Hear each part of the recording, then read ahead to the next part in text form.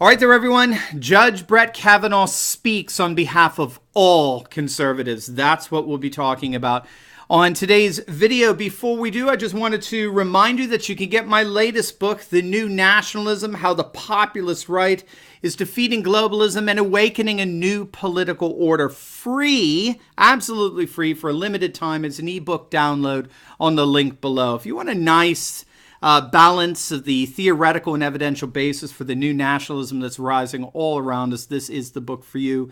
It's my gift to you for free at the link below. All right, I must say that I don't believe I've ever sat through a more riveting, more powerful, more emotionally invested speech than the one I witnessed delivered by Judge Brett Kavanaugh before the Senate Judiciary Committee. This was a speech that did not seek to justify his potential confirmation as a justice on the Supreme Court. It didn't seek to salvage what was left of his fledgling nomination.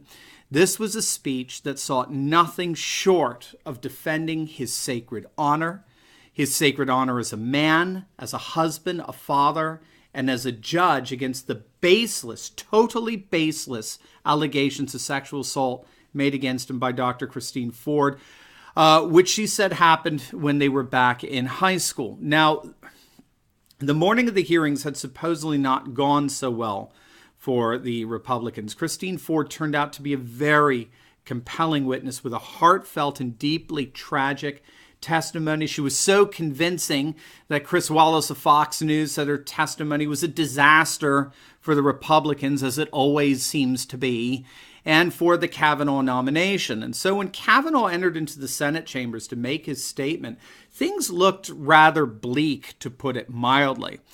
Now, he had provided a written copy of his opening statement the night before he was to deliver it. But then something happened when he entered that Senate hall. He took his oath, he sat down, and said that he had written another speech over the last several hours, and only one other person had seen it, I believe a clerk or something like that. He assured everyone that these words were his own.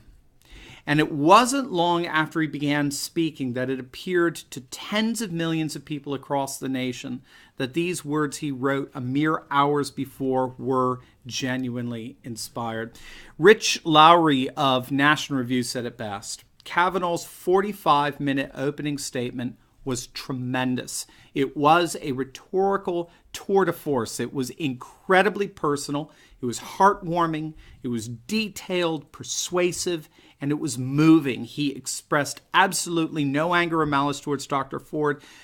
He, in fact, affirmed that he believed that a terrible act had been perpetrated against her in the past, but he absolutely insisted that he was emphatically and unequivocally not the person who did it to her. In fact, without question, for me, the most moving moments in the entire speech was when he said that his 10-year-old daughter, as she was going to bed last night, suggested that they all pray for Dr. Ford. Kavanaugh couldn't say it without losing his composure. I wept when I saw it. In fact, he had to stop several times to choke back the tears as he stood up for the integrity of his name before that farcical Senate committee. He reiterated time and time again that Dr. Ford provided no objective evidence in the least, not in the least, to demonstrate that he had anything to do with the crime perpetrated against her. He noted that the four witnesses that she named all contradicted her testimony, had no recollection in the least of what on earth she was talking about. And he produced a detailed calendar from back in the summer of 1982 that showed that he was nowhere near the supposed scene of the supposed crime, with corroborated eyewitness testimony to back up precisely what his calendar said. He affirmed that literally the moment after he heard of the allegations, he requested to testify before this committee, had nothing to hide. He needed no time for a defense.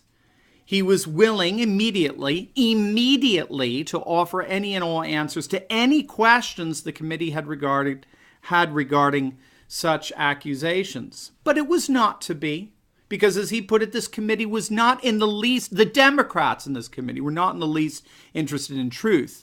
They were not interested in what actually happened. All they were interested in was destroying this nomination, and that meant destroying this man. This man not an idea, not an ideology, not a symbol, a man, a husband, a father, a son. And so over the course of the last 10 days, Kavanaugh excoriated what he saw as the unleashing of an absolute absurdity of allegations that accused him of forcing his genitals on women and even participating in gang rape. And with the mouthpieces of the moral zombies in the media all too willing to blast this farcical filth as factual in their 24/7 sleaze fests. And as a result, his reputation, his dignity, his life had been shredded. They had been forever tarnished and tainted, all without one shred of objective evidence to back up a single claim. As such, Kavanaugh rightly said that this day was indeed a very dark day for the nation.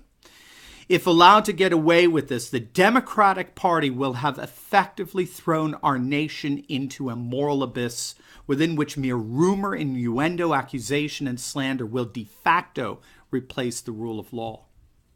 And that's why he was refusing to back down. He refused to be intimidated and threatened into withdrawing his nomination. He isn't going anywhere. He's standing up to this malicious injustice and calling it out for the sham and the other shame that it is. But more than all of the defense he mustered against Dr. Ford's allegations, it was the impact that his testimony had on conservatives all around the nation, that I believe, indeed all around the world, that most impressed me. Here's what David French had to say about it, writing for the National Review. Today, there were conservatives across the nation who choked up. Some openly wept during his testimony, not because they disrespect women, not because they excuse sexual assault, but because they also love their sons, because they are tired of being painted as evil when they're seeking to do what's right, because they want to see a man fight with honor. Now, frankly speaking, I don't care very much for David French. I found his never-Trumper commentary during the 2016 election to be rather bitter and snarky and prone to malicious exaggeration. But reading his words of support for Judge Kavanaugh made me so thankful to share this solidarity, this common ground with him. We stand together, united behind Judge Kavanaugh. And this, to me, is what Judge Brett Kavanaugh actually did in his 45-minute opening statement. He united conservatives across this nation, and I believe across the world. And he united us because he spoke on our behalf. For Judge Kavanaugh's speech embodied the very righteous anger, the noble outrage that every single conservative feels every single day living in this politically correct, cultural Marxist, secular globalist world. We're living in an age where our conservatism is constantly laughed at and mocked and impugned and ridiculed by our political and economic and media elite.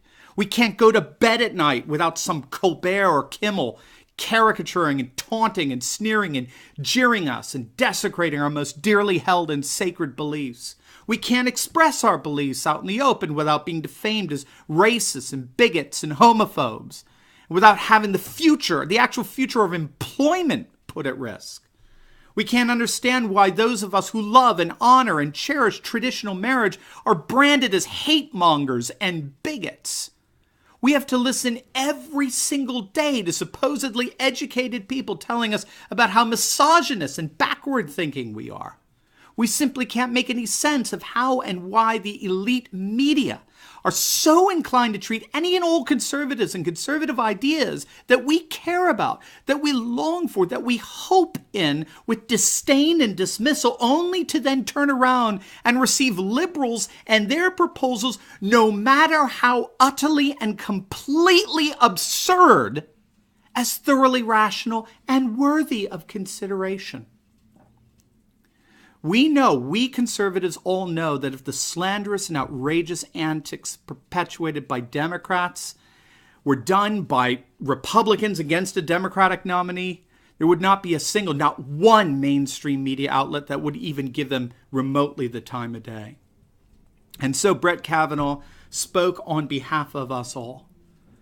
We as conservatives live out our lives as accused, constantly, of hate, bigotry, being anti-woman. We're called neo-Nazis and fascists and xenophobes.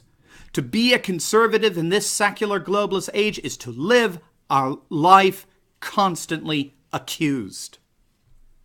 And Kavanaugh spoke on behalf of us all. We aren't going anywhere. You can't intimidate us, and you cannot slander us and frighten us and manipulate us into silence and compliance to your own version of hate and bigotry and discrimination. I think the brilliance of Kavanaugh's testimony is that he effectively turned the tables on the Senate committee, particularly the Democrats there. They entered into that chamber thinking he was the one on trial, when in point of fact, his moving rhetorical eloquence put them on trial. He called out their farce, their honesty, their integrity, lack thereof. He called out the utter and complete and total hypocrisy of a Democrat-led sham court actually questioning his veracity. Judge Kavanaugh exemplified more dignity, more virtue, more courage, more humaneness in his demeanor and in his public life than any single Democrat sitting in that room. They thought he had to prove to them that he was worthy of their vote. It turned out all he proved was that they were not even remotely worthy of him. And frankly, neither are we. The integrity and decency and rectitude exemplified by Judge Brett Kavanaugh are precisely the attributes of a statesman that any nation with a semblance of a soul would be honored to be graced with as their Supreme Court justice. No matter what happens from this point forward, on behalf of all conservatives in our nation and indeed all over the world, from all of us, well done, Judge Kavanaugh. Well done.